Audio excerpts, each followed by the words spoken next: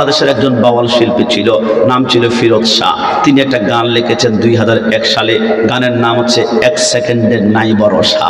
গানটা লিখে ঢাকা স্টেডিয়ামে 50,000 মানুষের সামনে গানটা আজকে গাইবেন। সুর, তার, লয় সব কিছু ঠিক করে হাতের মধ্যে মাইক্রোফোনটা নিয়ে স্টেজের মধ্যে উঠে একটা টান শুধু দিয়েছিলেন, 1 সেকেন্ডের নাই ভরসা। নাই ভরসা বলার সাথে সাথে নিঃশ্বাসটা বন্ধ হয়ে জমিনে ডপ করে পড়ে গেলেন। ঢাকা মেডিকেল নেওয়ার পরে ডাক্তার চোখের পানিগুলো ছেড়ে দিয়ে কান্না করলো। আজরাইল তার রুট এত জোরে টান দিয়েছে, 37টা রক দুই টুকরা হয়ে গিয়েছে। বুঝে গেল মৃত্যুর কোনো সিগন্যাল নাই, মৃত্যুর কোনো ইশারা নাই, মৃত্যুর কোনো আলামত নাই। ইউসুফ আলাইহিস সালাম যখন হারিয়ে গেল, ইয়াকুব পয়গাম্বর একটানা ইউসুফের জন্য 20 বছর কান্না করেছিল। কান্না করতে করতে ইয়াকুব পয়গাম্বর চোখের নিচে ড্রেনের মতো দুইটা দাগ হয়ে গেল, চোখ দুইটা অন্ধ হয়ে গেল। আজরাইলের বড্ড আফসোস লাগলো। ইয়াকুব পয়গাম্বরের কাছে আসলো। ইয়াকুব আলাইহিস সালাম বলে, আজরাইল রূহ কবজ করতে এসেছো? বলে, না না, আপনার সন্তানের জন্য কান্না করতে করতে আপনার চোখ দুইটা অন্ধ হয়ে গিয়েছে, একটু সমবেদনা জানানোর জন্য এসেছি। আজরাইল, মৃত্যুর আগে তোমাকে কেউ পায় না, তুমি যার সাথে দেখা করো রূহটা কবজ করে নিয়ে যাও। সন্তান কি 1 মাসের না 2 মাসের, তোমার কাছে কোনো সেটা বিষয় না। আজরাইল, তোমাকে যেহেতু পেয়েছি আজকে একটা রিকোয়েস্ট রাখবা। আমার কি রিকোয়েস্ট? ইয়াকুব পয়গাম্বর বলে, মৃত্যুর আগে আমাকে 3টা সিগন্যাল দিবা। 1 নম্বর সিগন্যাল, 2 নম্বর, 3 নম্বর। 3টা সিগন্যাল দিলে মৃত্যুর জন্য একদম রেডি হয়ে যাব, প্রস্তুত হয়ে যাব। ইয়াকুব পয়গাম্বরের কথা শুনে আজরাইল বলে, আকবাল তো, আমি কবুল করলাম, ইনশাল্লাহ 3টা সিগন্যাল দিব। আজরাইল চলে গেল। 50 বছর চলে যায়, সিগন্যাল দেয় না। 80 বছর চলে যায়, সিগন্যাল দেয় না। 100 বছর চলে যায়, সিগন্যাল দেয় না। ইয়াকুব পয়গাম্বরের বয়স যখন 119 বছর হলো, আজরাইল আসলো। ইয়াকুব পয়গাম্বর বলে, কিরে আজরাইল, একটা সিগন্যাল দিতে এত লম্বা সময়? আজরাইল বলে, কিসের সিগন্যাল? রূহ কবজ করতে এসেছি। কিরে, তুমি না বলেছো আমাকে সিগন্যাল দিবা? ফেরেশতা মিথ্যা কথা বলে না, ঘুমায় না, খায় না, তুমি সিগন্যাল কেন দিলে না? আজরাইল বলে, না না, আমি মিথ্যা বলি না, সিগন্যাল আপনাকে দিয়েছি, আপনি হয়তো বা খেয়াল করেন না। কেমন সিগন্যাল দিয়েছো? কেমনে দিয়েছ? বলে, 1 নম্বর সিগন্যাল দিয়েছি। আপনার কি মনে পড়ে আপনার বয়স যখন 30 থেকে 40-এর মধ্যে ছিল, মাথার চুলগুলা, দাড়িগুলা কুচকুচ কালো ছিল, কিন্তু বয়স যখন 50 থেকে 60-এ চলে গেল, আপনার মাথার চুল দাড়িগুলা পেকে সাদা হয়ে গেল। এটা হচ্ছে মৃত্যুর 1 নম্বর সিগন্যাল। একটু জবান খুলে বলে সুবহানাল্লাহ। আর সত্যি আমি খেয়াল করি নাই, মনে করেছিলাম তুমি টোকা দিয়ে বলবে 1 নম্বর। তো 2 নম্বর সিগন্যাল কি? বলে, আপনি কি মনে পড়ে বয়স যখন 30 থেকে 40-এর মধ্যে ছিল, আপনার শরীরে কি পরিমাণ এনার্জি, শক্তি, হাডুডু, ক্রিকেট, ফুটবল কেউ আপনার সাথে পারে না। 50 কেজি 1 কেজি চালের বস্তা আপনি একাই কাঁধের মধ্যে হু করে হাঁটেন, কিন্তু বয়স যখন 50 থেকে 60-এ চলে গেল, আগের মতো আর হাঁটতে পারেন না। নাতিকে বললেন, নাতি, আওয়াজ কান্দে গেলে কখনো আমার জন্য একটা লাঠি নিয়ে আনিস তো, আমি 2 পায়ে হাঁটতে পারি না, এখন আমার লাঠি প্রয়োজন। শরীরটা আপনার দুর্বল হয়ে গেল। এটা হচ্ছে মৃত্যুর 2 নম্বর সিগন্যাল। আর 3 নম্বর সিগন্যাল কি? বলে, আপনার কি মনে পড়ে আপনার বয়স যখন 40 থেকে 50 ছিল, ওই পর্যন্ত শরীরটা স্ট্রং ছিল, আঁকা বাঁকা ছিল না, কিন্তু বয়স যখন 50 থেকে 60-70-এ চলে গেল, আপনি এখন আর সোজা হয়ে দাঁড়াতে পারেন না। শরীরটা আস্তেই করে একটু বাঁকা হয়ে যায়, 80-তে গেল আর একটু গোজা হয়ে যায়, 90-তে গেল আর একটু, 100 বছরের মুরব্বীর দিকে তাকিয়ে দেখবেন সোজা হয়ে আর দাঁড়াতে পারে না, মেরুদণ্ডটা আস্তেই করে বাঁকা হয়ে গিয়েছে। তাই নাকি? সত্যিই তো। তাহলে আমি কি বাঁচবো না? সেকেন্ডের ভিতরে হপ করে ধরে রুটটা টান দিয়ে বুঝিয়ে দিল, মৃত্যুর কোনো সিগন্যাল নাই, মৃত্যুর কোনো ইশারা নাই। আজরাইল মুসা কালিমুল্লাহর সামনে আসলো। মুসা কালিমুল্লাহ বলে, কেন? রূহ কবজ করবো। ফালাতামা মুসা আজরাইল আলা আইনাইহি, আজরাইলকে এত জোরে কষে একটা থাপ্পড় মারলো, আজরাইলের ডান চোখটা বের হয়ে গেল। আজরাইল বলে, আল্লাহ, মানুষ টাচ করতে পারে না, আমাকে থাপ্পড় মেরে দিয়েছে, ডান চোখ বের করে ফেলেছে। আল্লাহ, আমার আল্লাহ বলে, কিরে মুসা, দুনিয়াতে থাকার বুঝি এত ইচ্ছে তোমার, আজরাইলকে মেরে দিয়েছ? একটা কাজ করো মুসা, তোমার ডান পাশে একটা গরু দেখা যায়, দেখা তো যায়। আমার আল্লাহ বলে, ওই গরুর পিঠের মধ্যে তোর ডান হাত, এই সাউন্ডটা শিনশিন করে গেল। হ্যাঁ মূসা, তোমার কাছে এই যে তোমার সামনে দেখা যাচ্ছে সিনছি, তোমার সামনে একটা গরু আছে, ওই গরুর পিঠের মধ্যে ডান হাতটা রাখো তো। আল্লাহ, কেন? আমার আল্লাহ বলে, রাখো না। মূসা কালিমুল্লাহ বলে, আমি যখন গরুর পিঠের মধ্যে ডান হাতটা রাখলাম, আমার আল্লাহ বলে, মূসা, তোমার ডান হাতের নিচে গরুর কয়টা পশম আছে একটু গণনা করো তো। আল্লাহ, কেন কেন? আমার আল্লাহ বলে, গণনা। আল্লাহ, কেন? আমার আল্লাহ বলে, প্রত্যেকটা পশমের বিনিময়ে 1 বছর 1 বছর 1 বছর করে হায়াত বাড়িয়ে দিলাম। আল্লাহ যদি 2 হাত দেয়, আমার আল্লাহ বলে 2 হাতের নিচে যত পশম থাকবে হাত বাড়িয়ে দিলাম আল্লাহ, তারপর কি হবে? কুল্লু নাফসিন যায়িকাতুল মাউত, আজরাইলের এক চোখ বের করো আর দুই চোখ, মৃত্যু তোমাকে বরণ করতেই হবে। আল্লাহ, এত হাজার লক্ষ বছর বাঁচার পরেও যদি মৃত্যুবরণ করতে হয় তাহলে দুনিয়াতে থাকতে চাই না, তুমি মহান আল্লাহর দিদারে আমাকে নিয়ে যাও। একটু জবান খুলে বলে সুবহানাল্লাহ।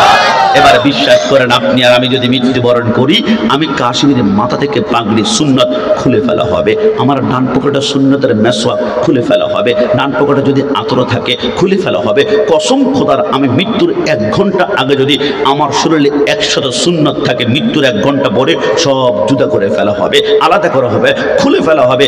সব সুন্নত যদিও খুলে ফেলে, মৃত্যুর পরেও একটা সুন্নত আছে, কোনো বাপের বেটা খুলতে পারবে না। ওই একটা সুন্নত নিয়ে আপনি কবরের দিকে যেতে পারবেন, ওই একটা সুন্নত নিয়ে কবরে রাসূলুল্লাহর সামনে দাঁড়াতে পারবেন। নবী, আপনার হাজার শত সুন্নত আমার শরীরে ছিল কিন্তু কবরে আনতে পারি নাই, কিন্তু একটা সুন্নত নিয়ে এসেছি, ওটা তো সুন্নতের লেহিয়া দাঁড়ি। একটু জবান খুলে বলে সুবহানাল্লাহ। কবরে যাওয়ার পরে আমাদের প্রত্যেকের এভরিবডি, আমাদের প্রত্যেকের সামনে 2টি স্টেশন থাকবে।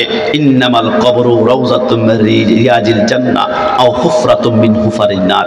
1 নম্বর স্টেশনের নাম হচ্ছে রওজা, রওজা মানে হচ্ছে জান্নাত। 2 নম্বর হচ্ছে হুফরা, হুফরা মানে হচ্ছে জাহান্নাম। বিশ্বাস করেন, আপনাদের বরগাঁও যদি আগুন যদি আঙ্গুল লাগে, প্রথম আঙ্গুল পড়বে, তারপর কনুই পড়বে, তারপর সিনা পড়বে, তারপর বুক পড়বে, তারপর কলিজা। কিন্তু জাহান্নামের আগুন নারুল্লাহিল মুকাদাতুল্লাতী তাতলিউ আলাল আফিদা, আঙ্গুল লাগবে, প্রথম আঙ্গুল পড়বে না, প্রথম কলিজাটা জ্বালিয়ে পুড়িয়ে আঙ্কার করে ফেলবে। কিছুক্ষণ পর বান্দা বলবে, আল্লাহ, দুনিয়ার আগুন থেকে 70,000 গুণ তাপ জাহান্নামের আগুন সহ্য করতে পারি না, আল্লাহ পারি না, আল্লাহ পারি না। তোমার কাছে প্রার্থনা করি, আল্লাহ তোমার কাছে আরজি জানাই, পানি কোথায়, পানি, পানি কোথায়, পানি। আমার আল্লাহ বলবে, হে পৃথিবীর মানুষ, পানি পাওয়া যাবে না জাহান্নামে ইল্লা হামিমা ওয়া গাসসাকা, সেইখানে গরম গরম পুষ থাকবে। ওই মুহূর্তে গরম গরম পুষ যখন দিবে, ঠান্ডা নাকি গরম দেখার কোনো সুযোগ থাকবে না, সমস্ত পানিগুলো ঝরঝর করে পড়বে, মাংসগুলা। কিছুক্ষণ পর বান্দা বলবে, আল্লাহ আমার ক্ষুধা, আল্লাহ পেট জ্বলে যায়, জাহান্নামে কোনো খাবার পাওয়া যাবে না। তবে যখন মানুষ চিৎকার করবে, খানা কথা বলে, তখন আফলের মতো একটা গোলাকার ফল দিবে, ওইটার নাম জাক্কুম ফল।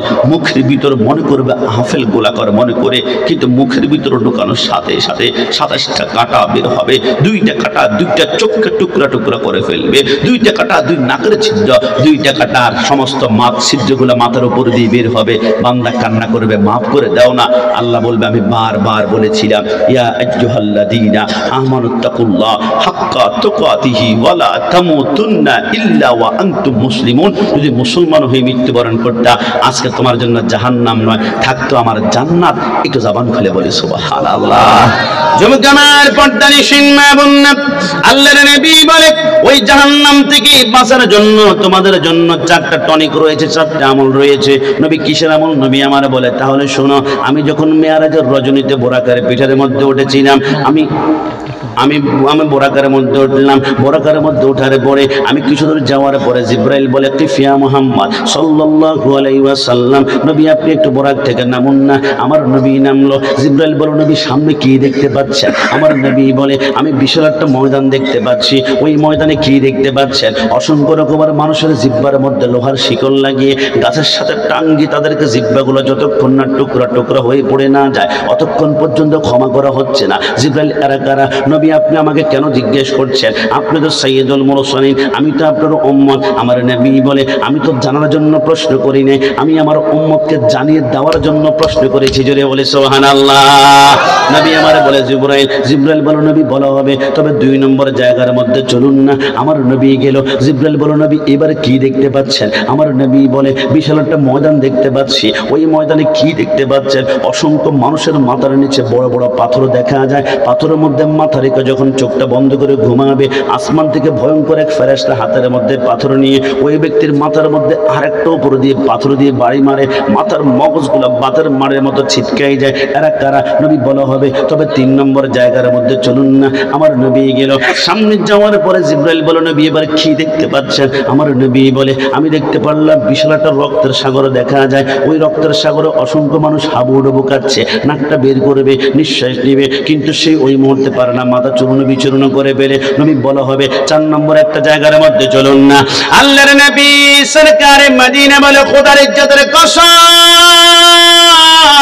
করে বলি, 4 নম্বর জায়গার মধ্যে গিয়ে দেখলাম 500 বছরের রাস্তা, বিশাল একটি লম্বা গাছ দেখা যায়। ওই গাছের নিচে একজন নূরানী সুরতের মানুষ দেখা যায়। ওনার সামনে কি দেখা যায়? নবী আমার বলে, আমি দেখলাম ওনার সামনে কোটি কোটি নাবালক বাচ্চা বসে বসে আল্লাহর কোরআন তেলাওয়াত করছে। একটু জবান খুলে বলে সুবহানাল্লাহ। পরের জায়গা পরের জমিন ঘর বানায় আমি রই, আমি তো সেই ঘরের মালিক নই। কি আপনাদের কষ্ট হচ্ছে?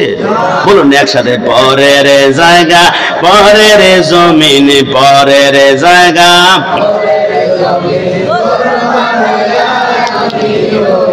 আমি তো সেই ঘরের মালিক নই, আমি তো সেই ঘরের মালিক নই। ও সে ঘরে খানা যার জমিদারি,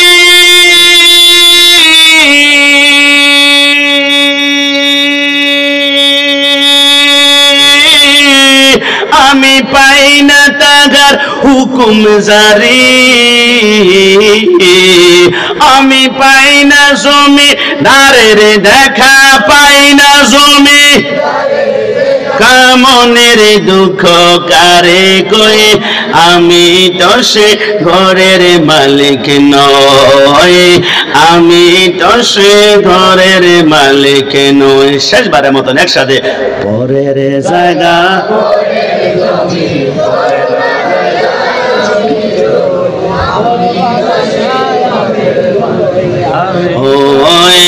আমি তো সে ঘরের মালিক নই। জিবরাইল বলে, নবী এবার প্রথম জায়গার মধ্যে গিয়েছিলাম, আমি দেখলাম বিশাল একটা ময়দান দেখা যায়। ওই ময়দানের মধ্যে কি দেখেছিলেন? নবী আমার বলে, আমি দেখেছিলাম পিছনটা তারফাল বিছিয়ে দিও, কমিটির কেউ যদি থাকে পিছনটা তারফাল বিছিয়ে দিও, একটু তারফাল পিছন দিয়ে দিলে ভালো হয়।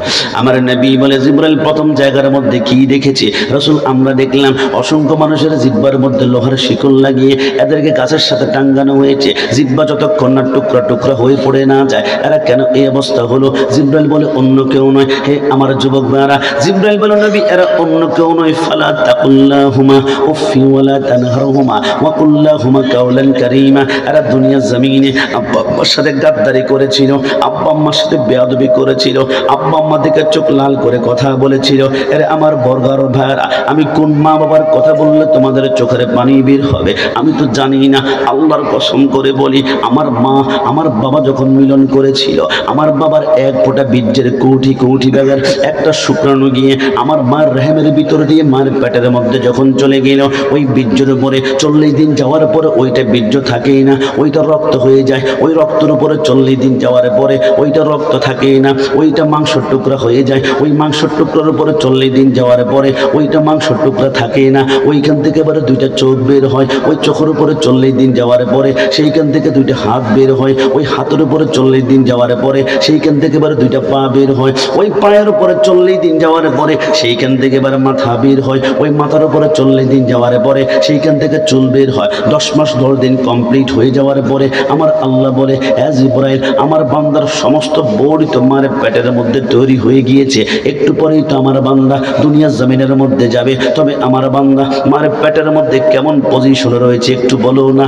জিবরাইল বলে, আল্লাহ আপনার বান্দার 2টা পা মার পেটের নিচের দিকে দেখা যায় আর মাথাটা উপরের দিকে। আমার আল্লাহ বলে, না না, আমার আল্লাহ বলে, না না, আমার বান্দার 2টা পা যদি মায়ের পেটের নিচের দিকে থাকে, সিলেট মেডিকেল নেওয়ার পরে কোনো নার্স কোনো ডাক্তার যদি আমার বান্দাকে মার পেট থেকে বের করার জন্য তারা দুইটা পা ধরে টান মারে, আমার বান্দার উল্টা দিকে দুইটা হাত ভেঙে যাওয়ার সম্ভাবনা রয়েছে। আরে জিব্রাইল যা আমার বান্দার কোমরের মধ্যে ধরে তার মাথাটা তাড়াতাড়ি নিচের দিকে নামা আর পাগুলো উপরের দিকে ওঠা। জিব্রাইল বলে দেরি না করে আমি 3টা আঙ্গুল দিয়ে খপ করে ধরে কোমরের মধ্যে ওই বান্দার মাথা যখন নিচের দিকে নামাই আর পাগুলো উপরের দিকে উঠায়, ওই কচি কোমর ধরার কারণে এই ব্যথাটা বান্দা কেউ সহ্য করতে পারে না। আমি কাশিমি সহ্য করতে পারি নাই, আমার সামনে একটা সন্তান সহ্য করতে পারি নাই। ওই মুহূর্তে আমরা প্রত্যেকে মার কলিজা বরাবর ধাম করে এত জোরে একটা লাথি মেরেছিলাম, ওই লাথি সহ্য করতে না পেরে অনেক মা হাসপাতালের বেডের মধ্যে মৃত্যুবরণ করেছে, অনেক মা জ্ঞান হারিয়ে ফেলেছে। আসমানের সমস্ত ফেরেশতারা কান্না শুরু করে দিয়েছে। আল্লাহ মনে হয় মা সন্তান 2জন মৃত্যুবরণ করেছে। আমার আল্লাহ বলে না না, সন্তান জন্ম দেওয়ার সময় মা সন্তান 2জন যদি মৃত্যুবরণ করে তামাম দুনিয়া তো মরুভূমি হয়ে যাবে। আরে জিব্রাইল মেডিকেল সায়েন্স ব্যবহার কর। আল্লাহ এটা আবার কেমন? আমার আল্লাহ বলে যেই বাচ্চাটা কান্না করে না তার পিঠের মধ্যে তুমি 3টা আঙ্গুল দিয়ে 3বার ঘষা মারো। জিব্রাইল বলে 1বার ঘষা দে, 2বার ঘষা দে, 3বার ঘষা দেওয়ার সাথে সাথে সন্তানটা যখন ওয়াও ওয়াও করে কান্না করে ওঠে, যেই মাকে ইঞ্জেকশন দিলে জ্ঞান ফেরানো যায় না, যেই মাকে ধাক্কা দিলে জ্ঞান ফেরানো যায় না, আল্লাহর কসম সন্তানের ওয়াও কান্নার আওয়াজটা মার কানে যেতে দেরি হয়, মার জ্ঞানটা ফিরতে 1টা সেকেন্ড সময় লাগে না। জোরে বলি সুবহানাল্লাহ। আরে যুবক, দুনিয়াতে আসার পরে মার স্তন থেকে আমরা একটানা 2 বছর দুধ পান করেছি। তাফসীরি কারকগণ বলে, যুবকরা বলবো হুজুর 2 বছরে 1 ফোঁটা করে কতটুকু করে দুধ পান করেছি। কিন্তু খবরদার, ইংল্যান্ডের অক্সফোর্ড বিশ্ববিদ্যালয়ের 100 জন খ্রিস্টান বৈজ্ঞানিক বলে 2 বছর বাদ দাও, মার স্তন থেকে যে তোমরা 1 ফোঁটা দুধ পান করেছ, ওই 1 ফোঁটা দুধ নিয়ে আমরা 1 বছর গবেষণা করলাম। গবেষণা করার পরে আমরা দেখলাম মার 1 ফোঁটা দুধের ভিতরে আমার আল্লাহ দুনিয়ার 180 রকমের ফলের রস ঢুকিয়ে দিয়েছে। জোরে বলি সুবহানাল্লাহ। আরে যুবক, দুনিয়াতে আসার পরে মার স্তন থেকে আমরা টানা 2 বছর দুধ পান করেছি। তাফসীরি কারকগণ বলে ওই 2 বছরের দুধগুলা যদি তোমরা একটা পাল্লায় রেখে তোমরা ওজন দিয়ে দেখো, তোমরা দেখবা 2 বছরে অন্ততপক্ষে মার স্তন থেকে তোমরা 27 মণ দুধ পান করেছে। একটু জবান খুলে বলি সুবহানাল্লাহ।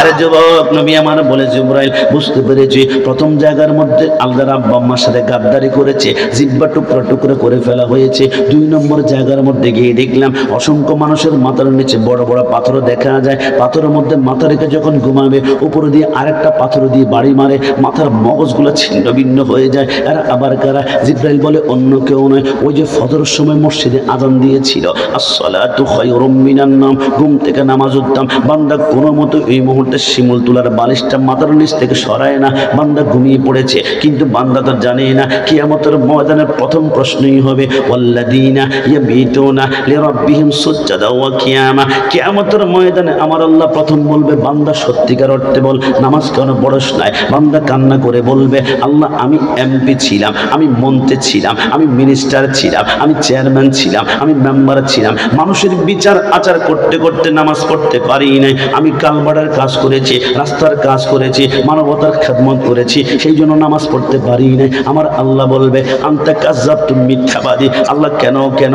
আমার আল্লাহ বলে ওই যে ডান পাশে তাকিয়ে দেখো, একজন নূরানি সুরতের মানুষ দেখা যায়, চিনতে পারো কিনা? আল্লাহ কে কে? আমার আল্লাহ বলে এর নাম সুলাইমান পয়গম্বর। তুমি তো শুধু আওয়াজকান্দের এমপি ছিলা, হবিগঞ্জের এমপি ছিলা, শাস্তাগুদার এমপি ছিলা, কিন্তু আমার সুলাইমান পৃথিবীর উত্তর থেকে দক্ষিণ পূর্ব থেকে পশ্চিম গোটা পৃথিবী শাসন করেছে। তুমি শুধু মানুষের কথা বুঝতা, আমার সুলাইমান পিপিলিকার কথা বোঝে, মাকড়সার কথা বোঝে, তেলাপোকার কথা বোঝে, ছাড় পোকার কথা বোঝে, বাতাসের কথা বোঝে, পাখির কথা বোঝে। আমার সুলাইমান গোটা পৃথিবী শাসন করেছে, এক ওয়াক্ত নামাজ জীবনে ছাড়ে নাই। তুমি সামান্য এমপি ক্ষমতা পাওয়ার পর নামাজ ছেড়ে দিয়েছ। আনতা কাজ্জাব, তুমি মিথ্যাবাদী। হাতের মধ্যে 70,000 জাহান্নামের শিকল লাগায় টানতে শুরু করবে। কিছুক্ষণ পর আরেকজন বান্দাকে ডাক দিবে, বান্দা তুমি কেন নামাজ পড়ো নাই? আল্লাহ আমার ডেঙ্গু ছিল, আমার ক্যান্সার ছিল, আমার প্যারালাইস ছিল, আমার জ্বর ছিল, আমার সর্দি ছিল, আমি অসুস্থ ছিলাম, নামাজ পড়তে পারি নাই। আমার আল্লাহ বলবে আনতা কাজ্জাব, তুমি মিথ্যাবাদী। আল্লাহ কেন কেন? আমার আল্লাহ বলে ওই যে ডান পাশে তাকিয়ে দেখে একজন নূরানি সুরতের মানুষ দেখা যায়, চিনতে পারো কিনা? আল্লাহ কে কে? আমার আল্লাহ বলে এর নাম হযরতে আইয়ুব আলাইহিস সালাম। 18 বছরের কানায় কামড়িয়েছিল, যতবার কামড় দেয় আইয়ুব উফ বলে না, শুধু বলে আল্লাহ। উফ বলে না, শুধু বলে আল্লাহ। আমার আল্লাহর কাছে আইয়ুব বলেছিল, আল্লাহ আমার অঙ্গ প্রত্যঙ্গ সব কামড়িয়ে শেষ করে ফেলাক, আমার কোনো অভিযোগ নাই, কিন্তু আল্লাহ শুধু আমার একটা অঙ্গ আপনি একটু হেফাজত করবেন। এটা আবার কোনটা? আল্লাহ এটা হচ্ছে আমার লিসান, এটা হচ্ছে আমার জিহ্বা। কি রে আইয়ুব, জিহ্বা দিয়ে কি করবি? আল্লাহ যাতে করে জিহ্বা নাড়িয়ে নাড়িয়ে অন্তত পক্ষে আমি পড়তে পারি সুবহান রাব্বিয়াল আলা, সুবহান রাব্বিয়াল আলা। আইয়ুবকে যখন কামড়ানো শুরু করেছিল 98 কেজি ওজন ছিল, কিন্তু 18 বছর কামড়ানোর পরে ওজনটা মাত্র 12 কেজি হয়ে গিয়েছে। আইয়ুবের চামড়ার ভিতরে এক টুকরা গোশত পর্যন্ত ছিল না। বিবি রাহিমা বলে, আমি যখন স্বামীকে কাঁধের মধ্যে করে নিয়ে হাঁটি কোনো ওজন অনুভব হয় না, কিন্তু আইয়ুব এত অসুস্থ হওয়ার পরে একটা সিজদা ছাড়ে নাই। তুমি সামান্য অসুস্থ হয়ে নামাজ ছেড়ে দিয়েছ, কিছুক্ষণ পর আরেকজন বান্দিকে ডাক দিবে, বান্দি রমণী নারী, তুমি কেন নামাজ পড়ো? আল্লাহ আমার স্বামী জুলুম করতো, স্বামী অত্যাচার করতো, স্বামী আমার উপর টর্চার করতো, মারধর করতো, সেই জন্য নামাজ পড়তে পারি না।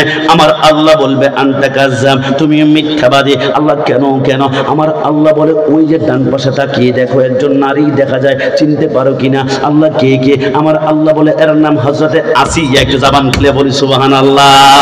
আমার আসিয়া যখন রুকুর মধ্যে চলে যায় আর যখন তলপেটটা বের হয়ে যায়, ফেরাউন হাতের মধ্যে লোহার বল্লম নিয়ে আসিয়ার পেটের মধ্যে ঘাই মারে, ওইখান থেকে রক্তের ফোঁটা বের হয়। ফেরাউন বলে, কিরে আসিয়া, কোন রবের প্রেমের মধ্যে পড়ে গেলি? 9টা বছর জুলুম করলাম, একটাবার তুই আল্লাহ ছাড়া কিছুই বলিস না। আমি ফেরাউনকে খোদা মানলে গোটা সাম্রাজ্য তোকে আমি ক্লিয়ার করে দিতাম। আসিয়া বলে, সম্ভব নয়। ফেরাউন বলে, আজকে এমন একটা শাস্তি দিব তোকে আমি, তুই আল্লাহর নাম পর্যন্ত ভুলে যাবি। বলে, সম্ভব নয়, আমার পশম যতক্ষণ পর্যন্ত আছে শুধু আল্লাহ আল্লাহ বের হবে। আসিয়ার 2টা হাত বেঁধে ফেললো, 2টা পা বেঁধে ফেললো, চোখের মধ্যে নরমাল একটা পট্টি বেঁধে ও আসিয়াকে মরুভূমির উত্তপ্ত বালুর মধ্যে শোয়াই দিল। আসিয়া বলে, আল্লাহর কসম করে বলি, উত্তপ্ত বালি কণাগুলা এক একটা জ্বলন্ত কয়লার মতন মনে হচ্ছিল। আমাকে যখন চিৎ করে শোয়াই দিল, আমার পিঠের চামড়া গোষ্ঠগুলো বোমার মতো গলতে শুরু করলো। আমি দেখলাম সমস্ত পিঠের চামড়া গোষ্ঠগুলো গলে এখন হাড্ডিগুলা মাটির মধ্যে ঠন ঠন করে বাড়ি খাচ্ছে। আমি বুঝে ফেললাম আমার পিঠে এখন আর গোশত নাই, এখন চামড়া নাই, আমি সেইটা করতে পারবো না।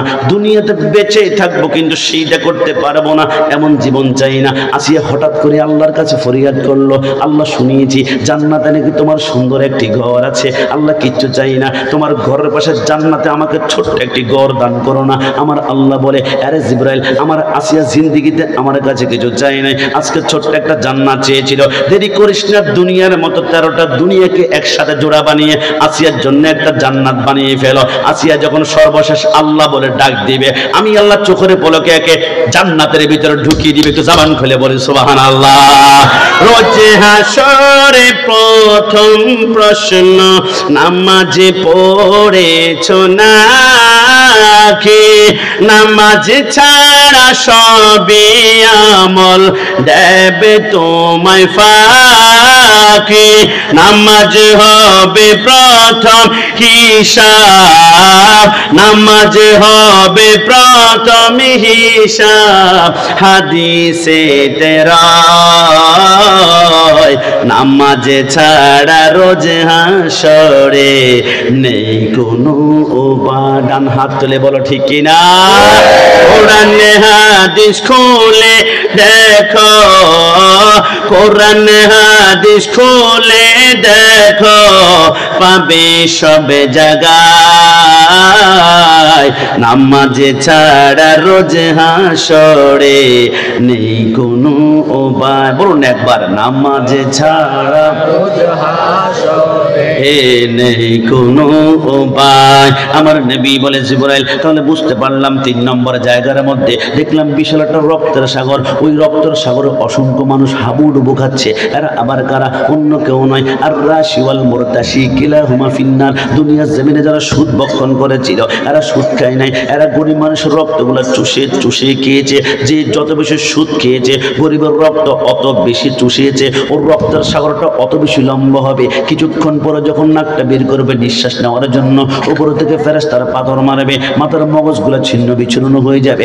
জিবরাইল বুঝতে পেরেছি। সর্বশেষ জায়গার মধ্যে দেখলাম বিশাল একটা গাছের নিচে একজন একজন নূরানি সূরতের মানুষ। উনি আবার কে? বলে উনি কেউ নয়, উনি হচ্ছেন মুসলমানদের আদি পিতা হযরত ইব্রাহিম খলিলুল্লাহ। একটু জবান খুলে বলে সুবহানাল্লাহ।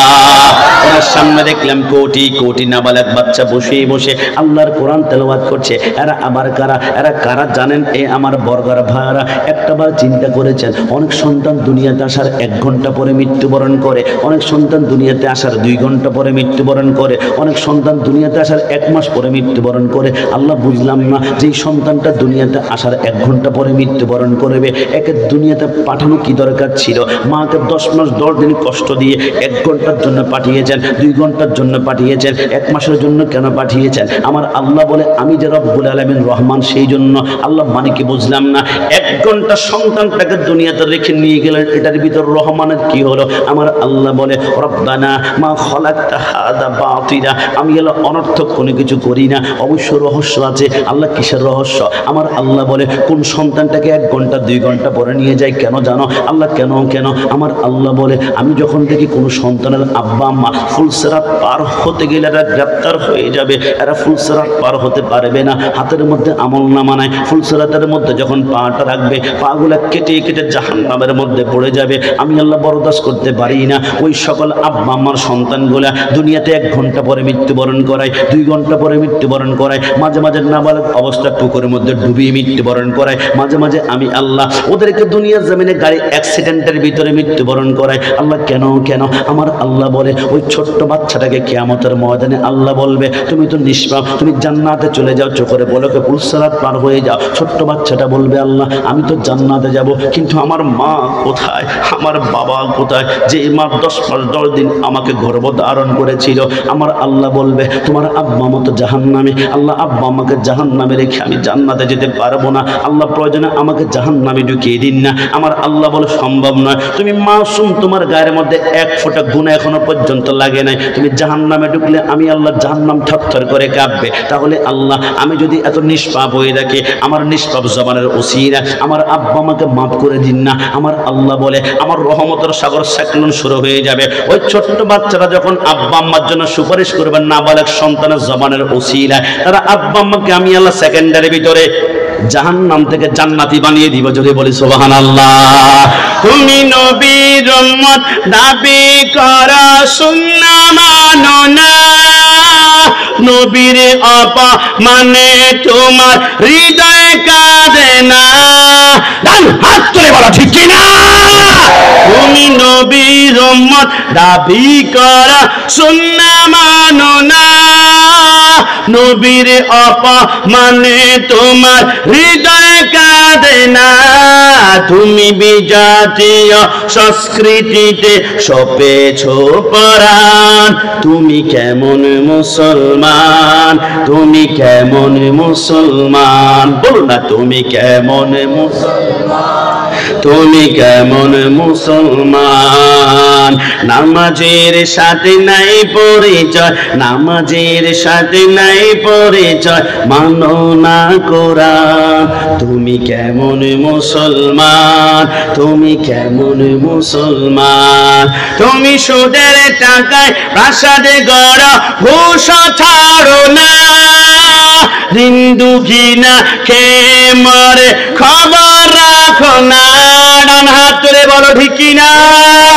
তুমি সুদের টাকায় প্রাসাদে গড় ঘুষ ছাড়ো না, হিন্দু ঘৃণা খেয়ে মরে খবর রাখো না।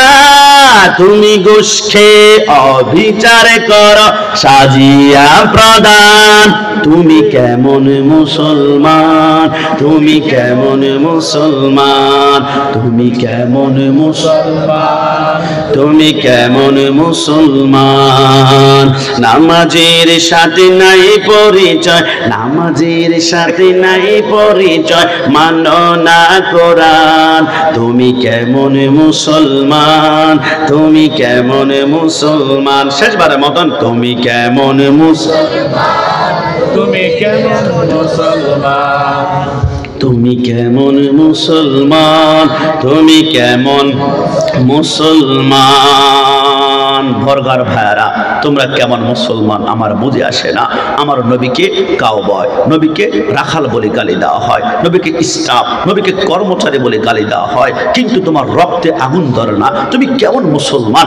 আল্লাহর শপথ, মাইকের আওয়াজরা বাহির থেকে শুনতে পাচ্ছ, আমরা 1 কোটি বার বলেছি, আরো বলবো, আমি কাশেমীকে গালি দাও, কোনো প্রতিবাদ হবে না। আমার মাকে গালি দাও, কোনো প্রতিবাদ হবে না। আমার স্ত্রীকে গালি দাও, কোনো প্রতিবাদ হবে না। আমি আমার আব্বা আম্মার বিরুদ্ধে কথা বলো, কোনো প্রতিবাদ হবে না। কিন্তু আন-নাবিয়্যু আওলা বিল মুমিনিনা মিন আনফুসিহিম, my property, my soul, my property, my heart, my property, my love, my property, my life. নবী আমার জান, নবী আমার প্রাণ, নবী আমার কলিজা। সুন্নিদের কলিজাও কে হাত দিলে ওই হাত মুসলিমকে বেলা হবে।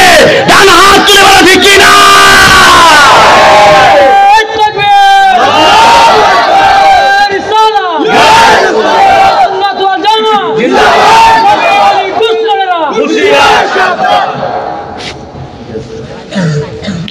আমার মাইক চিনে আছে, উনি বলতেছে আমি এখানে এসে কথা বলতাম, এখানে কথা বললে আমি কি যেতে পারবো? এখানে যেতে পারবো? আমি কি নাত রাসূল পড়তে আসছি? কেন সাউন্ড পাবো না? তোমার সাউন্ড কি এখান থেকে টানবে না? এখান থেকে টানার ব্যবস্থা নেই? তোমার সাউন্ড এখান থেকে টানবে না? তুমি ইকো এফেক্ট সব বন্ধ করছো? ইকো এফেক্ট বন্ধ করছো তুমি? A to Z বন্ধ। লোটা বাড়াও, লোটা বাড়াও না একটু, তুমি সামান্য একটু লোটা বাড়াও। কি এখন কি কথা আসতেছে না? আস্তে আস্তে আসছে। Lucky sound, fantastic, mind blowing, অসাধারণ সাউন্ড। যে কোনো মাহফিলে, উরুসে, বিবাহে সাউন্ডটি বেশি করে ব্যবহার করবেন। আল্লাহ তার রিজিকে বরকত দান করুক। সবাই বলি আমিন। এনাদুল্লাহ আব্বাসী হলে তারা ইট মেলাইতো, আর আমি দোয়া করে দিছি। এখন তারা দেখছে সাউন্ড এখন বেরিয়েছে মোটামুটি। লোডটা এতক্ষণ যেটা বাড়াইছে ওটা থাকুক, লোডটা একটু বাড়াই দাও সামান্য, একটু লোডটা বাড়াও একটু সামান্য। তো এই জন্য আমরা বলতে চাচ্ছিলাম লোডটা একটু বাড়াও, লোড বাড়লে সব ঠিক হয়ে যাবে ইনশাল্লাহ। এই জন্য বলছিলাম সরকারে মদিনা সাল্লাল্লাহু আলাইহি ওয়াসাল্লামের প্রেমের ক্ষেত্রে আমাদের কোনো ছাড় নাই। এই জন্য রাসূল সরকারে মদিনার বিরুদ্ধে কেউ যদি কথা বলে, আমরা 1 কোটি বার বলেছি যে সারা জিন্দেগি চেষ্টা করলো নবীর শানে জাররা পরিমাণ আঘাত কেউ লাগাতে পারবে? সরকারে মদিনার বংশটা এত পুত পবিত্র করেছেন আমার আল্লাহ। আমার আল্লাহ রাব্বুল আলামিন বলে, আদম থেকে শুরু করে ঈসা রূহুল্লাহ পর্যন্ত সরকারে মদিনার 52 জন পুরুষের মাধ্যমে আগমন করেছে। রাসূলের বংশটা কত পুত পবিত্র তোমরা কি জানো? তোমরা গণনা করতে পারো। হযরত আদমকে বেটে শীশ, শীশকে বেটি ইয়ানাদ, ইয়ানাদকে বেটে কেনান, কেনানকে বেটে মেলাল, মেলালকে বেটি ইয়ারাদ, ইয়ারাদকে বেটে ইদ্রিস, ইদ্রিসকে বেটে মুতাওয়াশশির, মুতাওয়াশশিরকে বেটে লামক, লামককে বেটে নূহ, নূহকে বেটে সাম, সামকে বেটে जुल्हाब, जुल्हाब के बेटे शाले, शाले के बेटे आबिर, आबिर के बेटे दाता, दाता के बेटे राबा, राबा के बेटे तारुक, तारुक के बेटे नाखुर, नाखुर के बेटे तारक, तारक के बेटे इब्राहिम खलीलुल्लाह, इब्राहिम खलील के बेटे इस्माइल ज़बीउल्लाह, इस्माइल के बेटे कदर, कदर के बेटे अबहम, अबहम के बेटे हाबल, हाबल के बेटे साबित, साबित के बेटे लाइसा, लाइसा के बेटे इलियासा, इलियास के बेटे ओद, ओद के बेटे अव्वा, अव्वा के बेटे अदनान, अदनान के बेटे मईन, मईन के बेटे नदर, नदर के बेटे मुदर, मुदर के बेटे इलियास, इलियास के बेटे मुदरिका, मुदरिका के बेटे कदीमा, कदीमा के बेटे कदाना, कदाना के बेटे नदर, नदर के बेटे माली, मालिक के बेटे फाब, फाब के बेटे गालिब, गालिब के बेटे लुई, लुई के बेटे काब, काब के बेटे मुर्रा, मुर्रा के बेटे खिलाब, खिलाब के बेटे खुशी, खुशी के बेटे अब्दुल मन्नाफ, अब्दुल मन्नाफ के बेटे हाशिम, हाशिम के बेटे अब्दुल मुत्तलिब, अब्दुल मुत्तलिब के बेटे अब्दुल्लाह, अब्दुल्लाह के बेटे मुहम्मद रसूलुल्लाह सल्लल्लाहु अलैहि वसल्लम। दुई हाथ तुले बोली या रसूलुल्लाह। কি ইয়া রাসূলুল্লাহ বলাতে আমরা খুশি নাকি বেজার? কান হাত তুলে খুশি না বেজার? তবে আমরা আনন্দিত যে আমরা ইয়া রাসূলুল্লাহ স্লোগান দিতে পারছি। বাংলাদেশে আমাদের প্যান্ডেল থেকে আর 200 গুণ বড় প্যান্ডেল হয়, 1 লক্ষ মানুষ, 2 লক্ষ মানুষ, কিন্তু ওদের বদনসিব, ওদের প্যান্ডেলে একবার ইয়া রাসূলুল্লাহ শোনা যায় না। কথা বলো ঠিক কি না?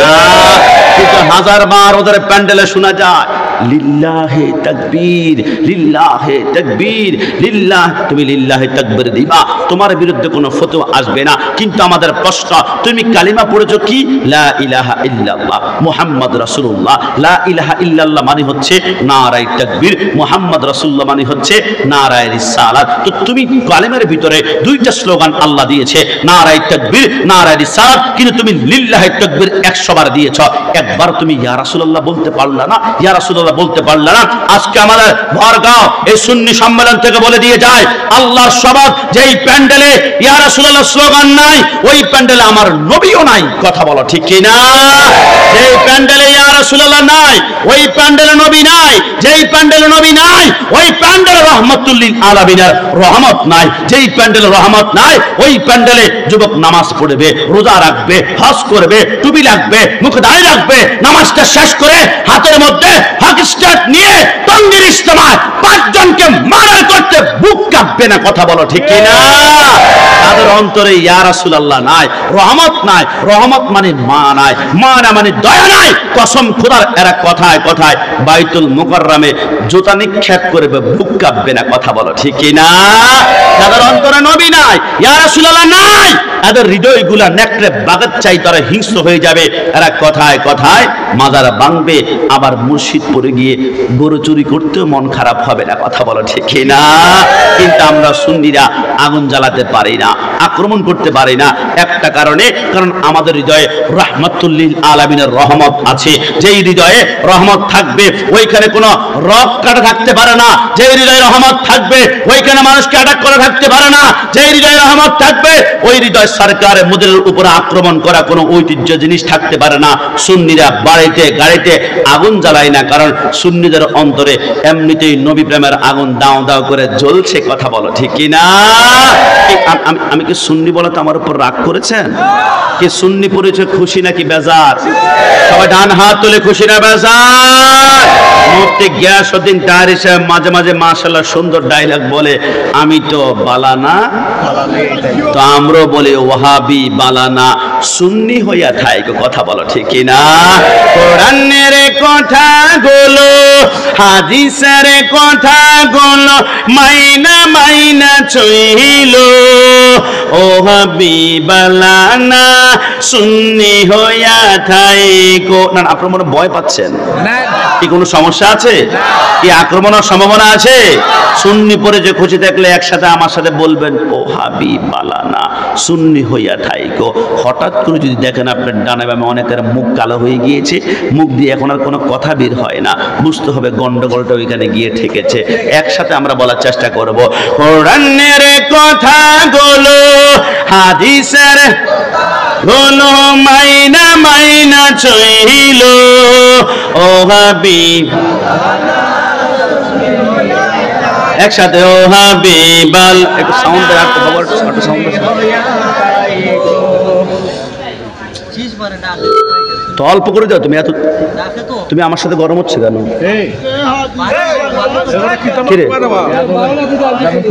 কি আমি এই কি মাইক এখান থেকে কথা বলে না কি? আসতে না, আমরা কি শুধু এখানে প্রোগ্রাম করে, বাংলাদেশে প্রোগ্রাম করে না? তারা এত সুন্দর পাবলিসিটি করলাম, হাসি কথা বললাম, সে আমরা কি আজকে নতুন কথা বলি এখান থেকে? তুমি যতটুকু পারো সেই ধরলে হালকা একটু কমাবে, তুমি সামান্য একটু হালকা, যখন সেই ধরবে তখন হালকা একটু কমাবে। তুমি এক টান খুল সব কমে ফেললে কেমন হবে? আস্তে আস্তে করে একটু বাড়াও যতটুকু আসে।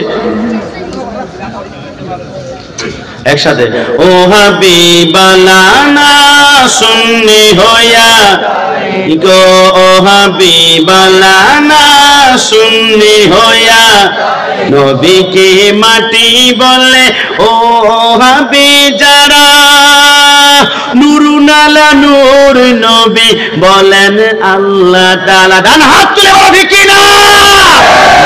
আস্তে আস্তে আমার গাড়িটা বাংবুরে আসছে রে, গাড়ি ঠিক মতো আছে দেখে একটু কেমন তোমরা। ও নবীকে মাটি বলে, ও হাবি যারা নুরুনালা নূর নবী বলেন আল্লাহ তাআলা। নবীর নূরে সবই পয়দা, হাদিস খুইলা দেখো, ও হাবিবালানা সুন্নি হইয়া থাইকো, ও হাবিবালানা সুন্নি হইয়া না না থাক থাক, আমি বলবো না। সকালবেলায় টং দোকানে, চায়ের দোকানে অনেক মুরব্বী বলবে, গোলাম রাব্বানী কাশিমের ছেলেটা ঘন্টাখানেক তো ভালোই আলোচনা করছিল, লাস্টে আবার ওহাবি সুন্নি এইগুলো বলার কি দরকার?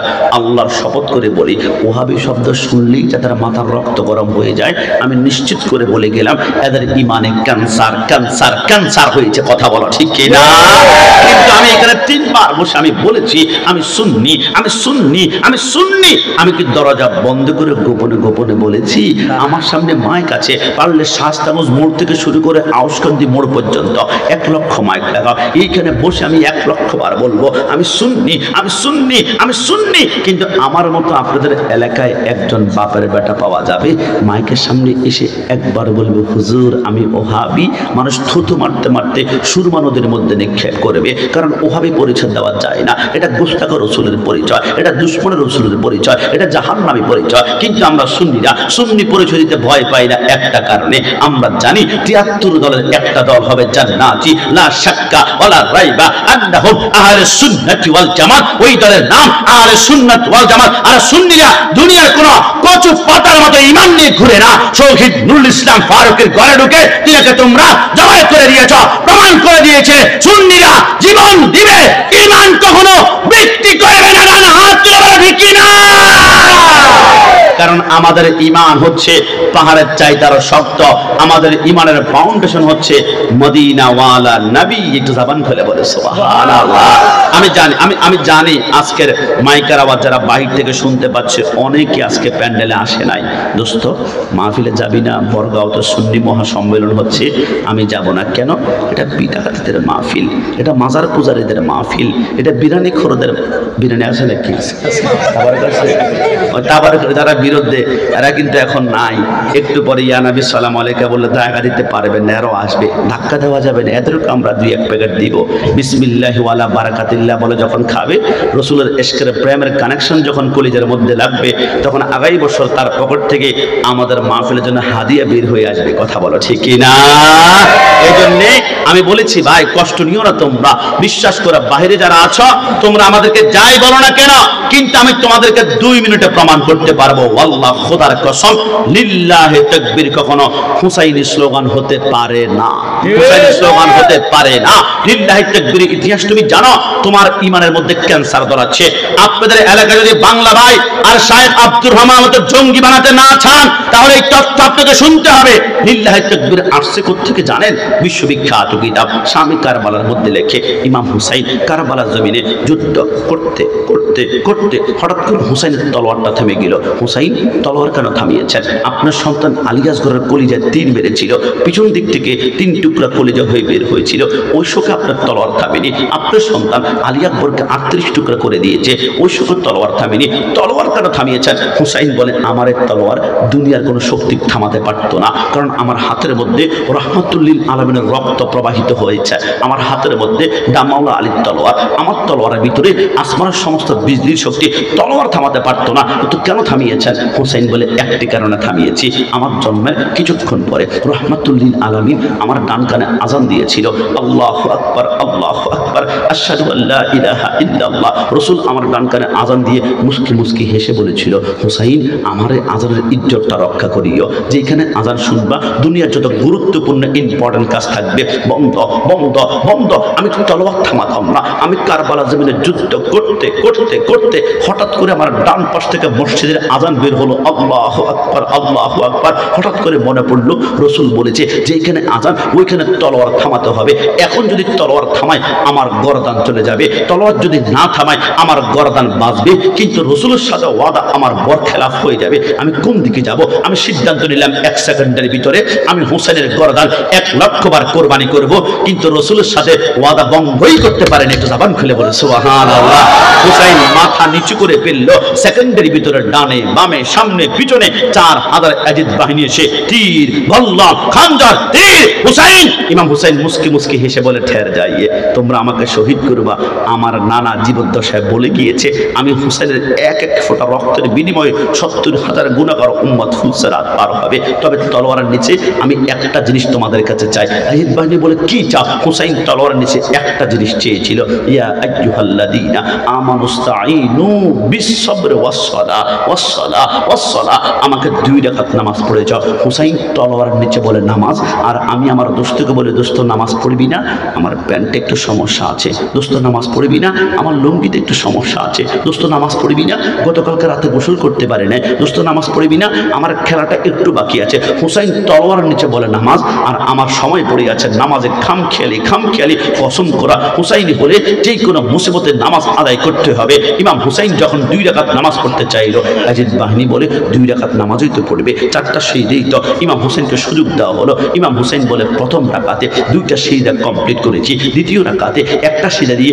সর্বশেষ সিজদার দিকে যখন আমি যাচ্ছিলাম, ইয়াজিদ বাহিনী বলে কিরে হুসাইন তলোয়ার যেভাবে ঘুরাচ্ছে আসমানের বিজলি তো এমনভাবে চমকায় না। না না, হুসাইন যদি বাকি একটা সিজদা দিয়ে একবার তলোয়ার নিয়ে পলট মেরে সিংহের মতো দাঁড়িয়ে যায়, তে 22,000 সৈন্যের একটা করে রাখবো না, কচু কাটা করে ফেলবে। একটা কাজ করো, হুসাইনের হাতের মধ্যে রহমাতুল্লিল আলামিন রক্ত আছে, হুসাইন বাকি সেইটা দেওয়ার আগে তাকে তীর মারতে শুরু করা। ইতিমধ্যে বাকি সেইটা দেওয়ার আগে 147টা তীর হুসাইনের পশমের গোড়ায় ঢুকিয়ে দিল। 147টা বললাম আর তীর দিয়ে চুরমুচার করলো, আর তলোয়ারে কোপাতে ইমাম হুসাইনের হাতের সমস্ত গোষ্ঠগুলা হাড্ডি থেকে জুতা হয়ে গেল। ইমাম হুসাইন চিত হয়ে পড়ে গেল। অনেক কষ্ট 2টা হাত একসাথে করে বলল, আল্লাহ আমি তো কিচ্ছু চাই নাই, 2 রাকাতে 4টা সিজদা চেয়েছিলাম, 3টা সিজদা হয়েছে, একটা সিজদা এখন দিতে পারে নাই। আল্লাহ আমার শরীরের অঙ্গ পতঙ্গ কুচি করে ফেলা হয়েছে, আল্লাহ একটু শক্তি আমাকে দেন না, আমি বুঝবো বাকি একটা সিজদা করেই আল্লাহকুমুত তাকাসুর হাত্তা যুরতুমুল মাকাবির, আমি কবর জিন্দেগিতে চলে যাব। আমার আল্লাহ বলে লা মুমকিন, সম্ভব না, আল্লাহ দিন না। আমার আল্লাহ বলে না, আল্লাহ দিন না। আমার আল্লাহ বলে না, আল্লাহ কেন দিবেন না? আমার আল্লাহ বলে হুসাইন বাকি একটা সিজদা কারবালায় নয়, বাকি একটা সিজদা দিবা, কুল্লু মান আলাইহা ফান ওয়া ইয়াবকা ওয়াজহু রাব্বিকা যুল জালালি ওয়াল ইকরাম, বাকি একটা সিজদা দিবা কিয়ামতের ময়দানে ডাইরেক্ট আমি আল্লাহর কুদরতি কলামে ওয়াদা করলাম, ওই বাকি একটা সিজদার বিনিময়ে তুমি হাসান, হুসাইন, আলী, ফাতেমা সুহাদা কারবালাকে যারা মহব্বত করবে প্রত্যেককে একটা সিজদার বিনিময়ে চোখের পলকে পুলসে রাত পার করাবে। তো জবান খুলে বলে সুবহান। ইমাম হোসেন মুস্কি হাসতেছে, হঠাৎ করে শিমর হোসেনের বুকের মধ্যে বসে তার কল্লাটা আলাদা করে ফেললো। মাথার থেকে রক্তের ফোঁটা পড়ছিল, মাথার বাবরি চুলের মধ্যে ধরে যখন উপরের দিকে আলোক করলো, ইমাম হোসেনের মাথা থেকে রক্ত পড়ছে। ইয়াজিদ বাহিনী আর সুলতানে কারবালা শেষ, ইয়াজিদ বাহিনী আর সুলতানে কারবালা খতম। সমস্ত ইয়াজিদ বাহিনী আসলো, উল্লাসের আওয়াজ শোনা যায়। কারবালার জমিনে একজন মাত্র বেঁচে ছিলেন, ইমাম জয়নুল আবেদিন। তিনি বিছানা থেকে পিঠ উঠাতে পারছেন না, তিনি প্রচন্ড অসুস্থ। যদি তিনি উঠাতে পারতেন তাহলে বাবার আগে তিনি কারবালার জমিনে শহীদ হতেন। ইয়াজিদ বাহিনী বলে, ইমাম জয়নুল আবেদিন বলে, আমি চিন্তা ভঙ্গ হয়ে গেলাম, আমি চিন্তায় টেনশনে পড়ে গেলাম। কিরে কারবালার জমিনে উল্লাস করে কারা? কারবালার জমিনে হলো হিন্দু নাই, বৌদ্ধ নাই, খ্রিস্টান নাই, আহলে বাইতকে জবাই করে দিয়ে যাদেরকে নামাজে সালাম না দিলে নামাজ পর্যন্ত হয় না, হুসাইন জান্নাতের যুবকদের সর্দার, এদেরকে শহীদ করে কারা কারবালার জমিনে আনন্দ করে? কারবালার জমিনে কোনো হিন্দু নাই, কোনো বৌদ্ধ নাই, কোনো খ্রিস্টান নাই, এরা কারা? ইমাম হুসাইন বলে, জয়নুল আবেদিন বলে, আমি মাটির মধ্যে গড়া দিয়ে আমি তাবুটা যখন একটু আলোক করলাম, আমি দেখলাম আমার বাবা হুসাইনের মাথাটা শিবর হাতের মধ্যে রক্তের ফোঁটাগুলা পড়ছে। ইয়াজিদ বাহিনী ইমাম হুসাইনের কাটা মাথাটা দেখে তারা উল্লাস করছে আর ডান হাত তুলে তাকবীর দিচ্ছে, লিল্লাহে তাকবীর, লিল্লাহে তাকবীর, লিল্লাহে তাকবীর। আমি অনেকক্ষণ দেখলাম একটাবার তারা ইয়া রাসূলুল্লাহ বলে কিনা, ইয়া রাসূলুল্লাহ বলে কিনা, কিন্তু খোদার কসম তারা 100 বার উপর লিল্লাহে তাকবীর বলল, একটাবার তারা ইয়া রাসূলুল্লাহ বলে নাই, ইয়া রাসূলুল্লাহ বলে নাই। ইমাম জয়নুল আবেদিন বলে, ওই দিন থেকে কারবালার জমিনে স্লোগান হয়ে গেল 2 প্রকার, একটা হচ্ছে হুসাইনি, একটা হচ্ছে ইয়াজিদি। হুসাইনি স্লোগান হচ্ছে নারায়ে তাকবীর, আল্লাহু আকবার, নারায়ে রিসালাত, ইয়া রাসূলুল্লাহ। আর ইয়াজিদি স্লোগান হচ্ছে লিল্লাহি তাকবীর, লিল্লাহি তাকবীর, লিল্লাহি তাকবীর। এরা চায় যুবকদের অন্তর থেকে নবীর নাম মুছে ফেলবে, যুবকদের অন্তর থেকে নবীকে আলাদা করে ফেলবে, যুবকদের অন্তর থেকে মিলাদুন নবী বন্ধ করবে। কিন্তু ভরগাঁওতে একজন হুসাইনি যতক্ষণ বেঁচে থাকবে ইয়া রাসূলুল্লাহ স্লোগান কোন বাপের বেটা বন্ধ করতে পারবে না। হাত তুলে বলা ঠিক না? কারণ যতক্ষণ হুসাইনি থাকবে অতক্ষণ রাসূলুল্লাহর শান কখনো বন্ধ করা যাবে না। অনেকে আপনাদেরকে টুকা মারবে। সুন্নিদের মাহফিল ছোট, সুন্নিদের মাহফিলে মানুষ কম, সুন্নিদের মাহফিলে ক্যামেরা কম।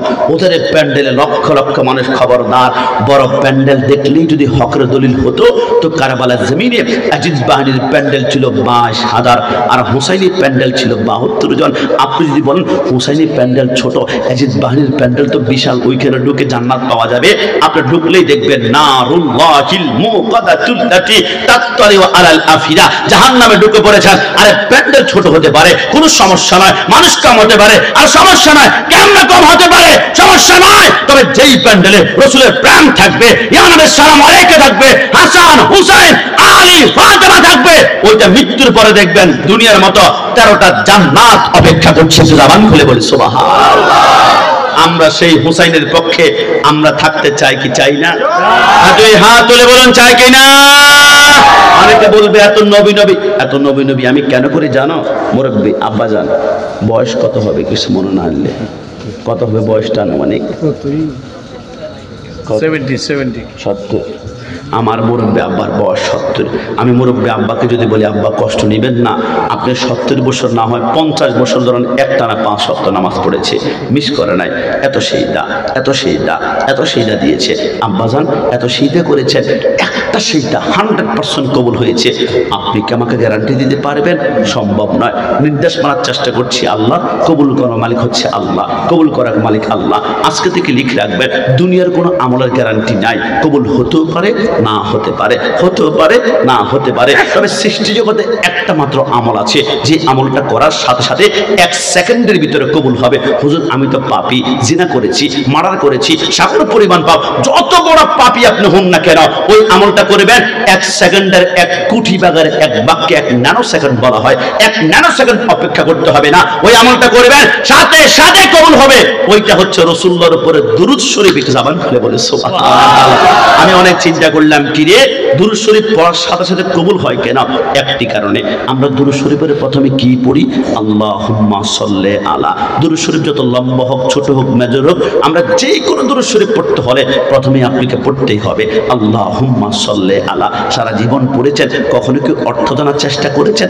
আল্লাহুম্মা সাল্লি আলা অর্থ আপনি নামাজ পড়েন না, আল্লাহ আপনি রোজা রাখেন না, আল্লাহ আপনি হজ করেন না, আল্লাহ আপনি যাকাত দেন না। আসলে আল্লাহ আপনি করেনটা কি? আমার আল্লাহ বলে আমার কাজ হচ্ছে একটা, সল্লু আলাইহি ওয়া সাল্লিমু তাসলিমা, সল্লু আলাইহি ওয়া সাল্লিমু তাসলিমা। আল্লাহ যেটা আপনার পবিত্র জবান দিয়ে করেন, এটা আমাদের অপবিত্র জবান দিয়ে আমরা পারবো না। এই জবানে মিথ্যা বলেছি, ফিটারে করেছি, হারাম খেয়েছি, ঘুষ খেয়েছি, নেশা করেছি, আল্লাহ পারবো না, আমাদের জবান দিয়ে পারবো না, পারবো না, পারবো না। তো আমরা কি বলি? আল্লাহুম্মা সাল্লি আলা। এর অর্থ আল্লাহ আমার পক্ষ থেকে আপনি নিজেই বন্ধুর উপর একবার দুরূদ শরীফ পড়ে নিন না, পড়ে নিন না। কসম খোদার, এখন যদি আমি একবার বলি আল্লাহুম্মা সাল্লি আলা, সাথে সাথে আমার পক্ষ থেকে আল্লাহ নিজেই তার বন্ধুর উপর একবার দুরূদ শরীফ পড়ে নিবেন, আর আল্লাহ জবান দিয়ে যেটা বের হবে এটা 100% কবুল হয়ে যাবে। জোরে বলি সুবহানাল্লাহ। আমরা বসে বসেই দুরূদ শরীফ পড়ি, মাঝে মাঝে এশকে যখন চলে আসে তখন ইয়া নবী সালাম আলাইকা বলে নবীকে দাঁড়িয়ে সালাম দেই। নবীকে দাঁড়িয়ে সালাম দেওয়ার সাথে সাথে অনেকে আমাদেরকে বলে বিদাতি, বিদাতি, বিদাতি। নবীকে সালাম দিলে যদি বিদাতি হয়, তারাই দেখলাম আবার শহীদ মিনারে দাঁড়িয়ে শহীদদেরকে সালাম দিচ্ছে। সালাম সালাম হাজার সালাম, সকল শহীদ স্মরণে স্মরণে আমার হৃদয় রেখে যেতে চায় তাদের স্মৃতির চরণে। বলুন না, সালাম হাজার সালাম, মায়ের ভাষায় কথা বলাতে, স্বাধীন আশায় পথ চলাতে, হাসি মুখে যারা দিয়ে গেল প্রাণ, সেই স্মৃতি নিয়ে গে যায় গান। তাদের বিজয় মরণে মরণে আমার হৃদয় রেখে যেতে চায় তাদের স্মৃতির চরণে। একসাথে সবাই শেষবারের মতন সালাম হাজার সালাম না, শহীদদেরকে সালাম দেওয়ার বিরুদ্ধে আমরা না 1 কোটি বার সালাম দিব। 1952 সালে রফি, সালাম, জব্বার, বরকত বুকের কাদা রক্ত ঢেলে দেওয়ার কারণেই তো আমরা বাংলা ভাষা মাতৃভাষা পেয়েছি। 1 কোটি বার সালাম। 1971 সালে 30 লক্ষ শহীদের রক্তের বিনিময়ে বাংলার রাজপথ লালে লাল হয়ে গিয়েছিল। 1 কোটি বার সালাম। কিন্তু আমাদের প্রশ্ন, লাউলা কালামা খলাকতুল আফলাক, আমার নবী যদি না হতো তাহলে রফিক হতো না, সালাম হতো না, বরকত হতো না, জব্বর হতো না, 1952 1971 হতো না। ওই নবীকে সালাম দাও না, কিন্তু শহীদদেরকে সালাম দেওয়ার জন্য এত মায়া, এত ভালোবাসা বুঝতে হবে। আরে দুনিয়া চায়, ক্ষমতা চায়, দুসুন্নিরা দুনিয়া প্রেমিক নয়, সুন্নিরা হচ্ছে নবী প্রেমিক। ডান হাত তুলে বলো ঠিক কি না? আমরা দুনিয়ার কোনো ক্ষমতার জন্য নয়। আর দুনিয়ার ক্ষমতার জন্য কি না করতে পারে। না না, আপনার যুবক ভাই তো অনলাইনটা আপনারা খুব ভালো করে আপনারা কন্টিনিউ করেন, আপনারা বুঝবেন যে ওরা দুনিয়ার জন্য কি করতে পারে। কিছুদিন আগে দেখলাম একজন বক্তব্য দিয়েছিল, একদল খাইছে আর একদল খাওয়ার জন্য রেডি হয়ে আছে। এটা বলার সাথে সাথে বিএনপির বাইরে একটু প্রতিবাদ করেছে, খারাপ লেগেছে, রাগ করেছে। বিএনপির বাইরেকে রাগ ভাঙানোর জন্য ওই বক্তা আরেকটা ইশারা দিল পরের দিন। বাপ মা ছেলের আবেগঘন মুহূর্ত দেখে আমার দিলটা নরম হয়ে গেল। মানে বিএনপির বাইরের রাগ ভাঙানোর জন্য পাল্টা ইশারা দিল। খারাপ না, ভালো জিনিস এটা। একজন মানুষ রাগ করবে, তার রাগ ভাঙাবে, ইসলাম বলে এটা অবশ্যই তোমাদেরকে সাপোর্ট করি। কিন্তু আমার প্রশ্ন, বিএনপির বাইরে রাগ করবে বিদায় তুমি পাল্টা একটা প্রশ্ন পোস্ট দিয়ে তুমি সরি বললা, তুমি দুঃখিত বললা, কিন্তু ওই ব্যক্তি আমার নবীকে কাওবয়, নবীকে রাখাল বলেছিল, নবীকে ইসলাম, নবীকে কর্মচারী বলেছিল, কিন্তু তিনি পাল্টা একটা সরি বলেন নাই, একটা দুঃখ প্রকাশ করেন নাই, একটা আমার তওবা করেন নাই। তওবা কি তুমি আমার কাছে করবা? তুবু ইলাল্লাহি তাওবাতুন নাসুহা, তওবা করবে আল্লাহর কাছে। কিন্তু তুমি রাজনীতি টিকার জন্য, ক্ষমতা পাওয়ার জন্য, মসজিদে পাওয়ার জন্য, এমপি মন্ত্রী হওয়ার জন্য, সংসদ সদস্য হওয়ার জন্য তুমি ক্ষমা চাইতে পারো, মাথা নত করতে পারো, কিন্তু আমার নবীর বেলায় তুমি মাথা নত করে না। বুঝতে গেল এদের হাতে যদি কখনো ক্ষমতা আসে, এরা বাংলাদেশে মদিনার সনদে ইসলাম প্রচার করবে না, দেশটাকে জঙ্গির আস্তানা বানিয়ে ছাড়বে। এরা হাত দিয়ে বলে কি না?